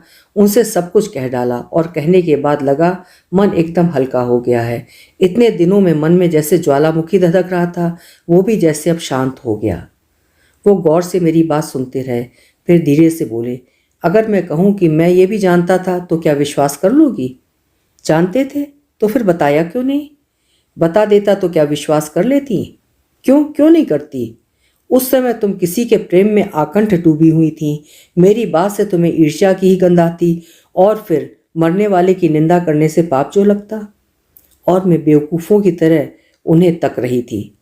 वो उठकर कमरे में चहलकदमी करने लगे। कुछ देर बाद मेरी ओर देखे बिना उन्होंने सारी बात कहना शुरू किया। दीपक जिस दिन जाने की तैयारी कर रहा था, मामी जी ने मिठाई की एक बड़ी सी डलिया लाकर उसके सामने रख दी कि वो मद्रास जाकर दोस्तों को सगाई की खुशी में बांट दे। पहले तो वो मना करता रहा, पर जब मामी जी नहीं मानी तब उसने ठोकर मारकर डलिया दूर छिटका दी और चीख पड़ा, मम्मा, ये शादी नहीं होगी। I declare the engagement cancelled. क्या बक रहा है? ठीक बक रहा हूँ। मैं वहाँ जाकर चिट्ठी लिखना चाहता था, अच्छा हुआ तुमने यही मौका दे दिया। इसके बाद मामी सिर पटक कर रह गई, पर उसने मुंह नहीं खोला। उसके जाने के बाद भी वो बड़ी बेचैन रही। मुश्किल तो ये थी कि अपनी परेशानी किसी से कह भी नहीं सकती थी। मामा जी का गुस्सा बहुत तेज है, पता नहीं क्या कर बैठते। दिलीप छोटा तो है ही, सहन शक्ति भी उसमें नहीं है। मुझ में सदा से ही उनका अटूट विश्वास और ममता रही है। मुझे अकेले में बुलाकर बोली, शैल जरा मद्रास जाकर देख तो आ, उसका कहीं कोई चक्कर तो नहीं है। इस लड़के ने तो मुझे अच्छी मुसीबत में डाल दिया है। लड़की वालों को मैं क्या मुंह दिखाऊंगी। कितने विश्वास से उन लोगों ने लड़की हमें सौंपी थी, उतने दिनों तक उसे लिए लिए घूमता रहा, और अब फिर किसी इंटरव्यू का बहाना बनाकर मुझे मद्रास जाना पड़ा। दीपक से जो कुछ बात हो पाती, इससे पहले ही सारा खेल खत्म हो गया। पर इससे पहले मुझे कुछ आभास हो गया था। उसने एक दो संकेत तुम्हारे लिए ऐसे कर दिए कि मैं सन्न रह गया। कोई भी शरीफ आदमी अपनी वाग्दत्ता वधू के लिए ऐसी भाषा का प्रयोग नहीं करता, भले ही वो अमेरिका से लौटा हो। मामी जी लेकिन आज तक नहीं जानती कि उसका मन एकाएक बदल क्यों गया था। वो अब मेरे सामने आकर खड़े हो गए थे। निधि, तुम सोचती हो मामी जी तुम्हें दीपक के बच्चे के कारण प्यार करती हैं, ये गलत है। दीपक अगर जीवित होता, ये बच्चा भी अगर बीच में ना होता, तब भी वो तुम्हारे लिए कुछ करती। इसे उन्होंने अपना नैतिक कर्तव्य मान लिया था, और तब भी शायद बलि का बकरा वो आपको ही बनाती। मैंने सूखी हंसी हंसकर कहा। वो कुछ नहीं बोले, चुपचाप खिड़की से बाहर देखते रहे। जानते हैं, जिस दिन ये पत्र हाथ में आया था, छत से छलांग लगाने का मन हो आया था, पर आपका ख्याल करके रह गई। पहले ही आपने बहुत अन्याय सहा है। अपनी मृत्यु से आपकी परेशानियों में इजाफा करने की इच्छा नहीं हुई। एकाएक उन्होंने मेरे दोनों हाथ पकड़ लिए। Thank you Nidhi, I am so grateful. वचन दो भविष्य में भी ऐसा पागलपन नहीं करोगी। उनका स्वर कांप रहा था, पर हाथों की पकड़ इतनी सख्त थी कि उनके भीतर छिपा फौलादी पुरुष पल भर को मुझे सहमा गया। शैल, ये बंटी आया है। अम्मा जी को देखकर हम दोनों चौंक पड़े। इस तरह धड़धड़ाती हुई वो कभी कमरे में नहीं आई थीं। अक्सर नीचे ही से आवाज़ दे लेती। जरूर कोई खास काम याद आ गया होगा। आज शाम की गाड़ी से मुरादाबाद जा रहे थे। रमा की विदाई करानी थी। जब से मुहूर्त निकला है 10 बार सामान की लिस्ट बन चुकी है। कहीं फिर कुछ शहर से मंगाना होगा, तभी तो बंटी मेरे चचेरे देवर को साथ लेकर आई हैं। कहो बंटी उस्ताद, इन्होंने आफ्टर शेव लोशन की सुगंध बिखेरते हुए पूछा। इसे जरा मुरादाबाद का पता ठिकाना समझा दे, गाड़ियों का टेम टेबल भी बतला दे। पहली बार जा रहा है ना। ये कहाँ जा रहा है? मुरादाबाद लड़की को लाना नहीं है? मैं जा तो रहा हूँ। नहीं, तुम्हारा जाना नहीं हो सकेगा। क्यों? पता नहीं किस संकोच से अम्मा जी कुछ देर चुप रहीं, फिर धीरे से बोली, बहू की तबीयत कुछ ढीली सी लग रही है, तुम्हारा यहाँ रहना बहुत ज़रूरी है। मैं इनका सूटकेस जमा रही थी। मैंने चौंक कर सिर उठाया। ये मुझे ही घूर रहे थे। उनकी आंखों में अभियोग था, रोष था। अब मैं इन्हें कैसे समझाती कि मैंने अम्मा जी से कुछ भी नहीं कहा है। उनकी अनुभवी नज़रों ने अपने आप ही सब भांप लिया है। अच्छा ही हुआ जो अम्मा जी ने इन्हें रोक लिया। शाम होते ना होते ही मेरी हालत बिगड़ने लगी। गांव में किसी के यहाँ बारात में 2 जीपें आई थीं। मान मनोवल करके ये जीप ले आए। भगवान को 10-10 बार मत्था टेक कर हम लोग रवाना हुए। मैं तो जानती थी कि समय पूरा हो चला है, पर अम्मा जी सतमासे की आशंका से बहुत घबरा रही थीं। बार बार कह रही थीं, कुछ ऐसा वैसा हो गया तो भौजी को क्या मुंह दिखाऊंगी। एक तो मैं दर्द से बेहाल हो रही थी, उधर अम्मा जी का यूं बिसूरना सुन सुन कर कोफ्त हो आई। मैंने खींच कर कहा, अम्मा जी बहू आपकी है, मरे या जिए, किसी दूसरे को उससे क्या मतलब। तब कहीं जाकर उनका ये रिरियाना बंद हुआ। शहर की बत्तियां जब दिखाई दी तब लग रहा था जैसे जीप में बैठे बरसों बीत गए हों। इन्होंने मामा जी के बंगले के पास पल भर को गाड़ी रुकवाई और कहा, अम्मा तुम और उमा यहाँ उतर जाओ और दिलीप को लेकर नर्सिंग होम पहुँचो, मैं चलता हूँ। उन लोगों के उतरते ही ये पीछे मेरे पास आकर बैठ गए। निधि, गाड़ी स्टार्ट होते ही इन्होंने भीगे कंठ से पुकारा। जी कहते ही दर्द की एक लहर उठी और मेरी संपूर्ण चेतना को चीरती हुई चली गई। पल भर को जैसे सारी दुनिया ही अंधेरे में डूब गई। होश में आने पर देखा मेरा पसीने से भीगा सिर इनकी गोद में है और वो उसे सहला रहे हैं। अस्पताल कब आएगा? मैंने क्षीण स्वर में पूछा। बस आ ही गया समझो। और थोड़ी ही देर में हम नर्सिंग होम में थे। वो परिचित इमारत मुझे धुंधली सी लग रही थी। सारा संसार ही अधर में तैरता सा लग रहा था। इन्होंने सहारा देकर मुझे धीरे से उतारा और बहुत आहिस्ता आहिस्ता लाउंज में ले आए। खबर लगते ही 2 सिस्टर्स दौड़ी चली आईं और उन्होंने मुझे अपने संरक्षण में ले लिया। वो मेरे पीछे पीछे सारा कॉरिडोर पार करके आ पहुँचे। फिर एक कमरे के सामने रुककर सिस्टर ने जब शहदुली आवाज़ में कहा, बस अब इसके आगे नहीं, तो ये सहम कर पीछे हट गए। दरवाज़ा बंद होने से पहले मैंने उन्हें देखा। उनका चेहरा भीड़ में खोए बच्चे की तरह सहमा सहमा सा था। एक बार कुशल हाथों में पहुंच जाने के बाद मुझे निश्चिंत हो जाना चाहिए था, पर वहाँ का वातावरण ही कुछ ऐसा था कि घबराहट कम होने के बजाय बढ़ती ही गई। पिछले 2 बार के चेकअप में डॉक्टर ने हल्का सा संकेत दिया था कि बच्चे की पोजीशन थोड़ी गड़बड़ है। घबराने की कोई बात नहीं थी, पर उन्होंने उठने बैठने और लेटने के तरीकों के संबंध में कई निर्देश दिए थे। सीढ़ियाँ चढ़ने उतरने के लिए, भारी चीज़ उठाने के लिए, कुछ खास चीज़ें खाने के लिए मना किया था, खासकर घी से परहेज बताया था। पर आने वाले के प्रति मैं ऐसे विद्वेष से भर उठी थी कि मैंने हर काम वही किया जिसके लिए मुझे मना कर दिया गया था।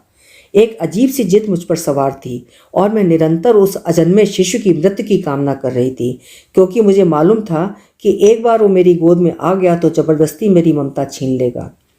यहाँ आने के बाद अपना वो जुनून 100 गुना होकर मुझे डराने लगा था, क्योंकि मेरा हंसकर स्वागत करने वाली सिस्टर अब गंभीर लग रही थी। हमेशा चहकने वाली डॉक्टर मित्रा भी बदहवास सी थीं। वो 2-4 बार बाहर जाकर किसी को फ़ोन भी कर चुकी थीं। फिर धीरे धीरे मेरी टेबल के पास अजीब से मानवीय आकार इकट्ठे होने लगे। सिर पर चपटी टोपियां और चेहरे ढके हुए, लगा जैसे यमदूत हैं ये। वो तेज रोशनी, वो चमकते औजार, वे अजनबी चेहरे, मुझे लगा जैसे डर से ही मेरा दम निकल जाएगा। भाभी डरना नहीं, मैं हूँ यहाँ। मैंने चौंक कर देखा, हाँ ये दिलीप थे। उन आंखों में आज प्रतिहिंसा का भाव नहीं था, फिर भी मैं पहचान गई कि वो दिलीप थे। भाभी, उन्होंने मुझे भाभी कहा था, पहली बार इस नाम से पुकारा था। इस बात की खुशी इतनी अधिक थी कि उसमें मेरी सारी लाज शर्म डूब गई। भैया जी, मेरा ऑपरेशन होगा? हाँ, बस छोटा सा, आपको पता नहीं चलेगा। मुझे बेहोश करेंगे? हाँ, बस थोड़ी सी देर को, आप घबराना नहीं। अरे वो नहीं घबराती, she is a very brave lady. ये आवाज़ डॉक्टर मित्रा की थी। आप उनके मियाँ को देखते, डिक्लेरेशन लिखते हुए क्या बुरी तरह काँप रहे थे। भैया जी। हाँ भाभी, क्या ये बहुत नर्वस हो रहे हैं? अरे बस कुछ ना पूछिए, उन्हें समझाने में तो इतनी देर लग गई। भाभी, नाउ बी ब्रेव। और मेरे कानों के पास झुकाए। याद रखिए, आपको वापस आना है, दादा आपकी राह देखेंगे। He will be waiting for you, you will have to come back. Now please doctor, किसी ने गंभीर स्वर में चेतावनी दी। सॉरी, दिलीप ने कहा और पीछे हट गए। कमरे में पल भर को नीरवता छा गई। लगा जैसे सब लोग सांस रोककर मेरी मृत्यु की प्रतीक्षा कर रहे हैं, लेकिन वो नहीं जानते बाहर कोई मेरी प्रतीक्षा कर रहा है। मुझे वापस आना ही होगा। I shall come back, I shall have to come back. अभी आप सुन रहे थे मालती जोशी जी का लिखा हुआ एक बेहद प्रसिद्ध उपन्यास पुनरागमनाय च। मुझे पूरी उम्मीद है कि आपको ये ज़रूर पसंद आया होगा। फिर मिलेंगे। आपका समय शुभ हो, मंगलमय हो।